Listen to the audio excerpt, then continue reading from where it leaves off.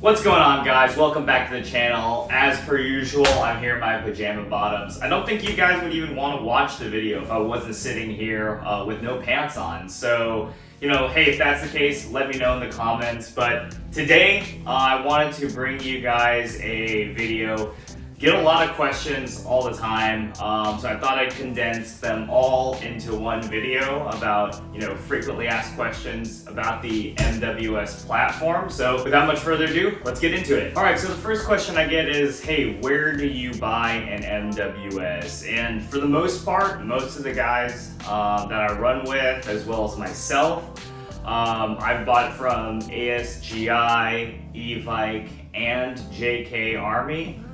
Those are probably the top three. I've heard some people buy it from Red Wolf, Airsoft, and depending on where you live in the United States, Impulse 101 is a great way to get a MWS as well. Next question is, which model should you buy? I know there's I think 4 or 5 different models of MWS. And it really comes down to what are you trying to do with the MWS. From a build standpoint, I would just go with the cheapest because you're just going to dump the furniture anyway. So the M4A1 carbine, which is what this started life as, is basically what I would recommend from a build perspective. If you're looking at, the Mark 18, it's really good if you want to keep it as is. Just do know it's a little bit more difficult to work on. There's red Loctite everywhere, and you will need special tools in order to disassemble that gun should you want to change out the hop up. But if you just want a bone stock gun and you're okay with buying a little bit of extra tools just to make sure, if anything gets loose, you can tighten it back down. Mark 18, great buy. I would say though, the one I would recommend the most if you're going to skirmish a gun and you want to be cost effective as well, the CQBR Block 1 is a really great buy. It has Picatinny rails up front. It's got a shorter barrel length. It already comes with a decent enough stock, and the grip is easy to change out. So in terms of a skirmish ready gun, CQBR Block 1, can't go wrong. Another great option as well would actually be the MTR 16, whether or not it's the gold or silver variant doesn't really matter. But this is more for your left-handed shooters, or if you really want ambidextrous controls from the factory. I'm not too partial to that, but I'm also right-handed, so I don't really know the struggles that lefties might have. But from the factory, there's ambidextrous bolt release, ambidextrous controls all throughout. They're really high quality. So if that's something you're looking at, just do know, again, you may need some special tools to take off the front handguard, as well as the magazine. It is that 20-round magazine. And I know they've been known to have issues with green gas, so just keep that in mind. Usually you just say, hey, dump the 20-rounder and then pick up the 30-rounder instead. Last but not least, certainly least in the MWS space from Tokyo Marui, would be the M4A1 SOP mod. Unless you really like the look, you can go ahead and get that. But I would recommend other options before you go ahead and pick up the M4A1 SOP mod. The reason being, it's, pretty standard length. The rail, if you're going to change that out, you might as well, get the cheaper version. So there's just better options, but hey, if it's the only thing that's available, then I guess that's what you got to pay for. So as part of the kind of core things you need to know about the MWS, the next question is, what parts do you absolutely need to run an MWS on green gas, or should you just have if you want your MWS to run flawlessly for a really long time? And it really comes down to the nozzle return spring. So looking at this list here, I've got dynamic precision. That's what I primarily use in all of my MWSs, as well as a couple of the other guys. Have tried a T8 spring, but I haven't had great results with the T8 spring. It's hard to get the dampener into the T8, as well as, if you leave it out, it twangs pretty bad. I haven't really tested it for longevity, so can't really speak to that, but I know for dynamic precision, pretty good. You can get that from JK Army or Evike pretty easily. Next question you get is, where do I get mags? These guys are kind of hard to find sometimes, and they come in bursts, right? They'll be in stock for a month or two, they'll be out of stock. I would say every 3 months or so, Tokyo Marui ramps up production, ships a ton of magazines. Everybody has them for about a month. They go out of stock, so just be patient if you are looking for magazines.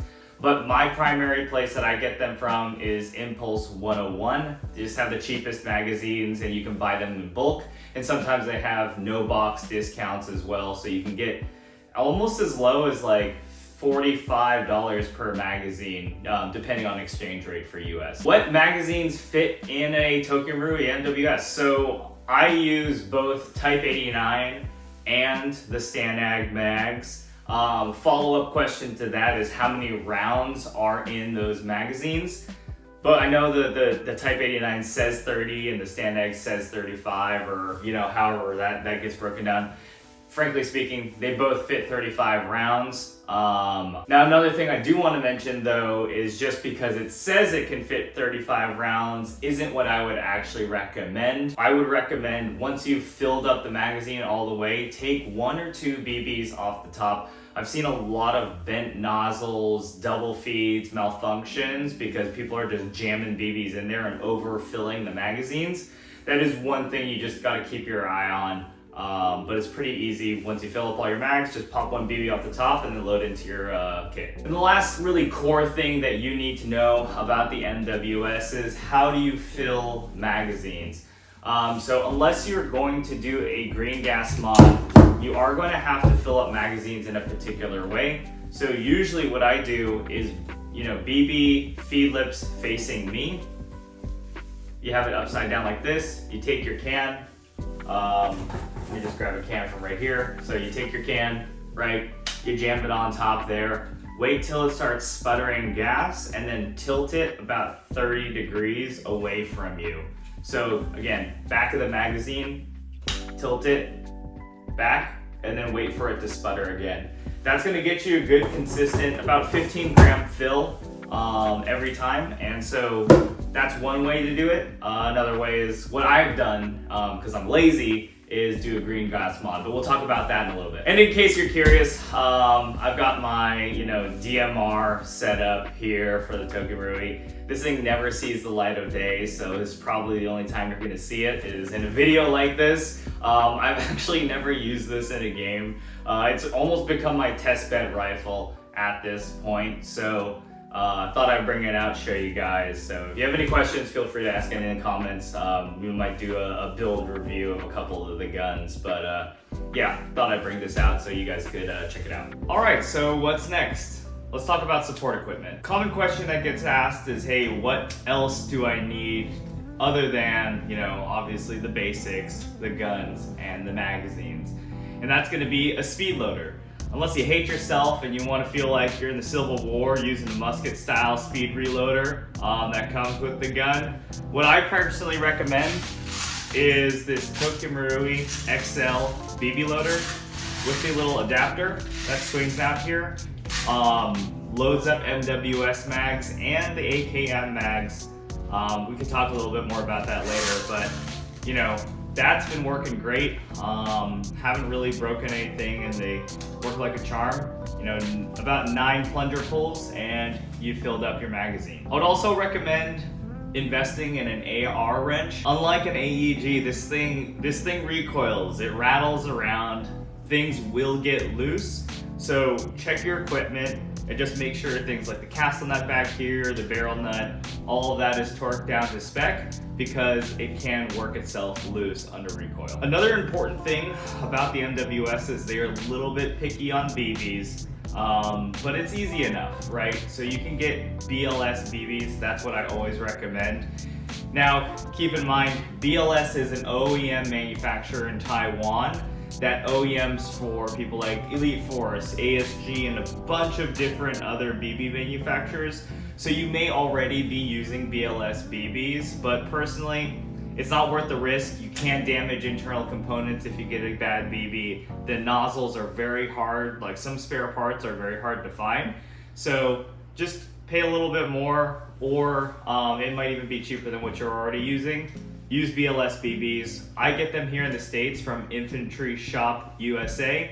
I'll throw the name down in the description, but you can get those pretty easily.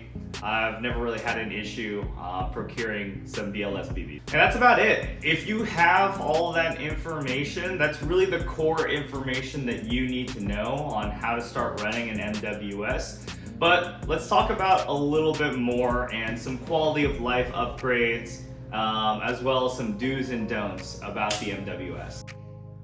All right, editing Brian here, and forgot to film this segment, so I'm gonna add it in after the edit. But what we're looking at right now is basically my spare parts bin for the Tokyo Marui MWS. But what I want to draw your attention to are these kind of items right here. And this is what I'm calling critical spares for the Tokyo Marui. As you can see, I've got a unicorn nozzle here. I also have a complete Guns Modify nozzle set as well. Haven't really tested the unicorn, but it looks pretty promising, so we'll see more about that. But something that I know works well is the Guns Modify nozzle. These are really good, and haven't had too many issues with these nozzles. So if you're looking for a replacement, Guns Modify, hard to beat, and obviously the best would be a stock Tokyo Marui nozzle. But another critical spare is going to be feed lips. These are the T8 feed lips. They work great. They come in packs of 5, fairly inexpensive. Get you a couple of these packs and you should be good to go. And then a nice to have, I did have a dynamic precision nozzle return spring fail on me during a game. It took about 30,000, 40,000 rounds for that to end up failing. But when it did, I had a spare on hand, was able to quickly swap that out. So although I've got a lot of different stuff in here, spare buffer, spare gas routers, that sort of thing, arms, etc. In terms of critical spares, you should try to keep some of these on hand just in case something happens. All right, so let's talk about some quality of life upgrades for the MWS. So right here, as you can see, I've got a bad lever on the MWS. So I really like this platform. It just is easier to, lock the bolt back on one hand and then reinsert the mag and just go by dropping down your finger. It's a lot easier than trying to go in and make 2 motions on the ping pong paddle.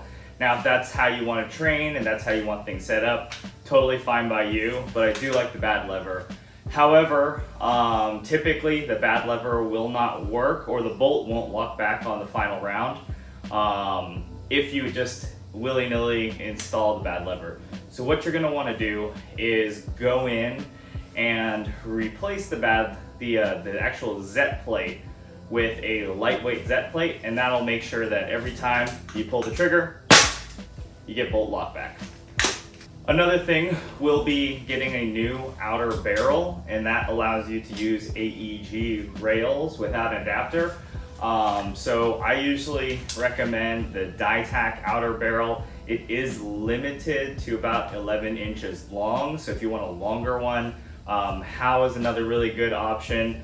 I wouldn't go with 5KU though, because I've seen it and it's a 2-piece design with a bunch of grub screws and roll pins. So you really gotta Loctite that thing together. So I wouldn't recommend 5KU, but Dytac and HOW seem to be good options. I'm sure there's other ones out there, but those are the ones I'm most familiar with. You also need shims. So depending on the rail configuration for this HOW, I had to use probably like a millimeter worth of shims, which is kind of a lot. But other rails, not a problem, no shims needed. So just buy some shims in case they are, a bit difficult to find, or they can be kind of expensive. So I usually get it from JK Army or E-Vike if they have them, and sometimes they don't have them. Next up would be charging handle. I'm not a big fan of the USGI charging handle. So right here, I've got a Strike Industry ones, got this one from E-Vike. However, if you want some more options, I think PTS Radian makes one, and that's pretty available in the US. However, if you want even more options than that, you will have to go overseas. So JK Army or HOW directly, maybe get some good options to get different charging handles. But charging handle is a great upgrade, especially if you're wearing gloves, it's cold out, you know, you're fumbling around.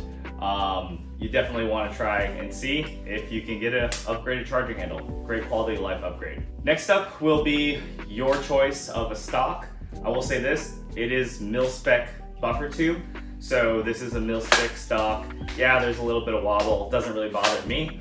But yeah, if you want to, you know, tune that out, you can with some shims and some tape and stuff like that. But mil-spec will be what you want. Commercial spec is a little bit too big for the buffer tube. Next up would be some accurization quality of life upgrades. And so would be a Laylax hop-up arm, CNC tack, die tack is another one. And you know, whatever is available, Evike, JK Army, you're gonna keep hearing the same names over and over. But yeah, those are great if you're trying to hop anything over 0.28.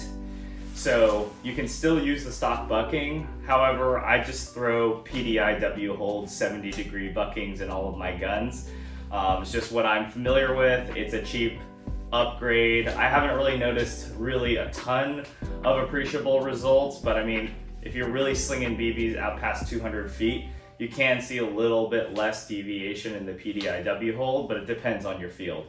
If you're just in CQB environments, short range, you know, a stock bucking, stock arm will do you fine. But if you're playing an outdoor field where you got extended ranges, you need to use heavyweight BBs, I do recommend the PDIW hold and the Laylax arm, CNC tack, die tack, whatever you want to call them. They're all basically designed the same. And yeah, it's a great upgrade because you can actually still use 0.20 BBs and then go all the way up to, I think I've tested it as high as 3.2s, 3.6s, was kind of pushing it. But if you need to hop anything more than that, would definitely recommend an MR hop bucking.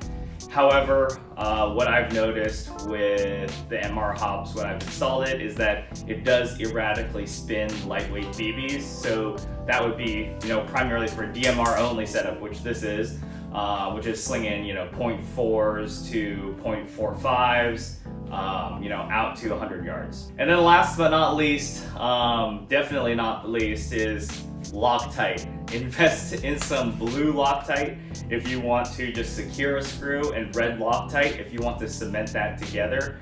Once I assembled the die tack outer barrel and got all that tuned in, I red Loctited that thing together so it would never come apart, and now it's, you know, just set up as 11.5 inch with a 4-inch extension, which brings me to, you know, 14.5 inches. Loctited that all together so it'll never come apart. Don't ever have to take the rail off. But you know, something like the castle nut, or you know, some of the screws in the trigger box, or you know, some of the just the optics mounts and everything like that, put a little bit of blue Loctite in there. Not a lot. You don't need a lot to get it done, but this thing does recoil. It does shake things loose, so keep that in mind. And with that, that pretty much wraps up the frequently asked questions that I get commonly asked. I do want to wrap this up though with a couple words of caution and just things that you should overall avoid when you're jumping into gas blowbacks. And so for the MWS specifically, you know, avoid the 20 round mags. Just don't do it. You can watch a couple of videos. Ollie Talks Airsoft gets into it, but I may repeat myself here on a couple of these points. Anything T8. Philips are okay, definitely are fine. Use them on plenty of my mags, but pretty much everything else they make is, you know, you're rolling the dice at best, or it just doesn't work entirely. T8, just don't do it. Angry Gun, that's another manufacturer. I don't think there is anything from Angry Gun that is any good, period. I might be wrong, and that might be an overstatement, but from what I've heard and from what I've seen on the forums, seen on Discord, seen, you know, and heard from friends, anything Angry Gun, just don't do it. Again, 5K U barrels, 2-piece design, total crap, don't do it. PTS barrel adapters, I'm just gonna say, just don't do it. Tactical reloads on a full magazine. I know you think you're looking cool, thinking you're looking like operator, and I'm sure it does, but you're gonna be kicking yourself when you end up jamming a BB in the hop up and you vent out all your gas and your gun is down for the day. Don't do a tactical reload on a full magazine. Take 1 or 2 BBs off. Just don't do it. End passes. So far, my experience at end passes hasn't been super great. Gonna do some more digging, and there'll be a video out later about a end pass, RA Tech, Orga, and Revanchist all together. But from what I've heard so far, there isn't a super great end pass that's out there that's gonna maintain the same Tokyo Marui consistency and accuracy. So end passes, don't do it if you can save yourself the trouble. And the Strike Industries MWS. I know that thing looks cool, it's about $1,000, but everything I've heard about it is just a bad time. So I don't think a lot of people were looking at it anyway. It's always in stock. But hey, if you were thinking about Strike Industries, MWS, just don't do it. And last thing I just want to say, a couple words of caution. Do your research. This isn't meant to be the end all be all for MWS. There's constantly new parts coming out. There's, the Double Eagle, the SEMA, MWS clones. More clones are going to start coming out, and I'm really excited to see that. Can't wait to test that out. Do your research. Heavy Recoil Club is a really great Discord to be a part of. So I'll throw a link in the description. You can go ahead and click on the invite and check them out. Definitely recommend doing a couple searches in there before making any purchases. Ask questions, there's always people happy to jump in and, lead you guys down the right path. Information is not always perfect, take it with a grain of salt, but do your research before you pull the trigger. As per usual with Airsoft, aftermarket does not mean an upgrade. Choose wisely and make sure if you're changing out a stock part that unless you're okay with the risk, testing it out and you're mechanically inclined to figure it out, again, do your research, make sure it's actually an upgrade and actually going to improve performance at the end of the day. The TM barrel is really solid from the factory, so just be wary if you are going to upgrade it, that you know what to expect. I do have an FPS video out, so I'll link that here in the wherever the card is on the screen. But you can go ahead and check that out and see the differences in FPS. What I've noticed for the most part though is that the only barrel that's really giving me an FPS boost is a 6.01 Laylax 370 millimeter barrel, as well as the PDI 6.01 SUS 304, not the Raven. Again, not all barrels are created equal, guys, so just keep that in mind. The Tokyo Marui barrel from the factory is actually really good, and it has a pretty tight bore, so keep it if you can, but if you do need an FPS bump or something like that, you can go ahead and do that. Clean your guns. I'm really horrible with this, but gas guns are dirty. Clean them regularly. Make sure you throw a swab at least down the barrel after every game day. You don't have to necessarily wipe down and re-grease all the components, but at least clean out the barrel. It will get pretty dirty because of the gas and the lubricants going through the gun. Nozzles, routers, gas keys are all wear items, guys, so act accordingly. Make sure you have spare parts available. In case you run into any issues, you can easily swap them out during a game day. It's Airsoft, things are gonna break. But inspect your components regularly, make sure they're in working order. And for the love of God, guys, I hear this all the time. I dropped my $60 MWS mag and broke the feed lips. I can't find feed lips anywhere, can you help me out? The answer is no. First of all, buy your own feed lips. No, just kidding. But seriously, if you see feed lips in stock, you will drop your magazines. It's going to happen. I've done it 5 times already, and I keep a record of all the magazines I've dropped and broken feed lips and changed them out. Keep feed lips on hand. Always have 1 or 2 spares and be ready to change those out during a game day should something happen. And this just goes across the board for Airsoft in general. Power does not equal accuracy. Consistency equals accuracy. So don't chase FPS just because, you know, you want it to hurt somebody the most. I actually played a private game where we were only running 0.20 gram BBs, 350 feet per second maximum, was mostly Token Rui's anyway, so it was doing really 330. And the amount of bloodshed that happened that day was honestly quite concerning. So don't think that power means that you're going to be able to hit something. I've been able to hit people 200 feet, 300 feet out, 100 yards out. No problem with the MWS, with the right setup, with the right BBs, getting everything dialed in on a stock bolt. So just keep that in mind. You know, you want consistency. 10 FPS variance is kind of the target. You don't need to have a 400 FPS, 2 dual gun that's gonna, you know, break somebody's skin and send them to the hospital. Just don't do it. And then the last thing I'll say is all of the aftermarket magazines that I've seen so far, you know, to date, they're always compromising something. So the MWS stock mag is going to be the most gas efficient, the most reliable, it's going to be the easiest to load, and it's going to just work and be the most consistent in terms of FPS. There's other brands out there that, you know, may be more powerful or, you know, look at it cooler, like a Pmag. You know, everybody wants a Pmag. But you're giving up, you know, ability to load, there could be more malfunctions, that sort of thing. So hey, if you're going to make that transition to something like a guns modified Pmag, they look cool, they work great most of the time, but there have been known issues with those.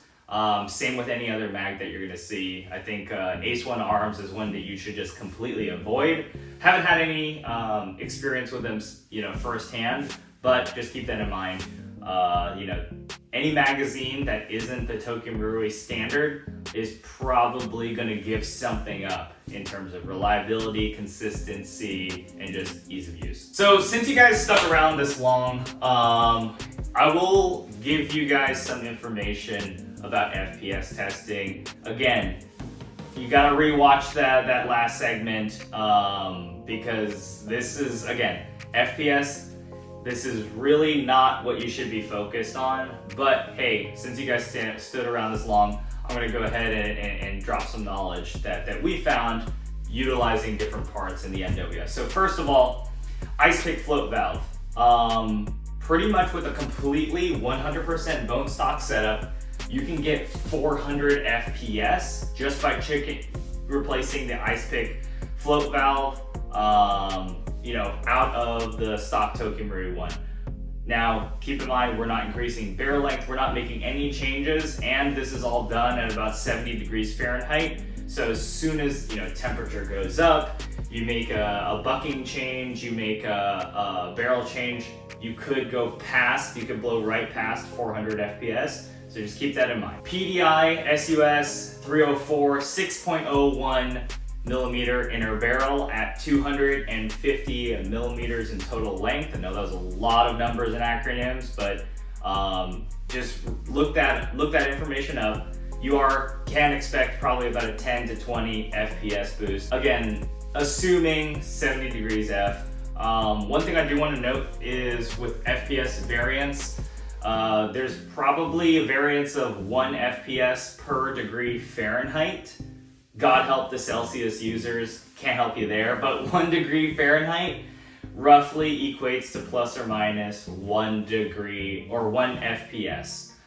So that's what we've kind of seen, you know, at 50 degrees Fahrenheit, we're shooting about, you know, 300, 310. At 70 degrees Fahrenheit, we're shooting about 320, 330. And then, you know, like at 100 degrees, we are getting over that 350 FPS mark. So just keep that in mind. That's kind of what we've seen throughout the year. Guns modified complete nozzle, including the float valve and all that stuff. Have seen about a 10-20% or a 10-20 FPS boost from stock. Garter airtight router, again 10 to 20 FPS, but you do have to do it on all of your magazines, otherwise you will have inconsistencies between magazines. But the airtight router, if you're going to change all that out, great upgrade if you're just looking for a little bit of a boost.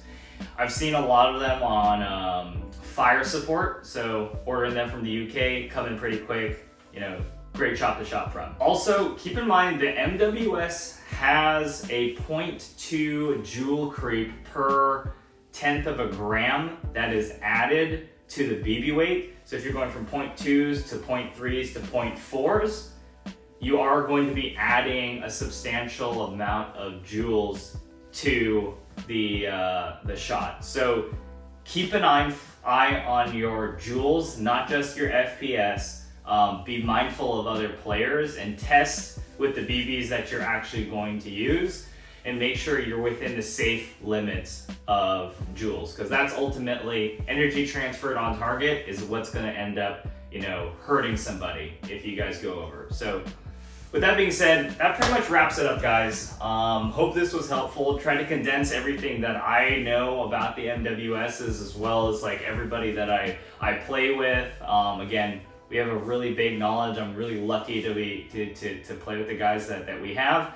And we're constantly testing new things. So this is subject to change, but as of about middle of 2023, this is the best information that I have for you. So hopefully that was helpful. But until next time, guys, more to come, more exciting videos. Got a lot of different things cooking. Just gotta figure out how to find time for it all. But appreciate you guys watching, and until next time, see you out there in the field.